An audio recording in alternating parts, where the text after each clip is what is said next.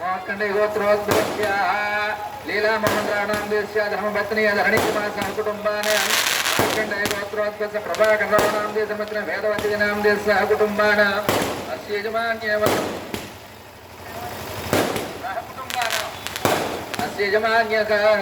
यजमान्योद्भवस्य पापाराणां धर्मत्न्य भुवनेश्वरीनां नामदेशस्य सह कुटुम्बानां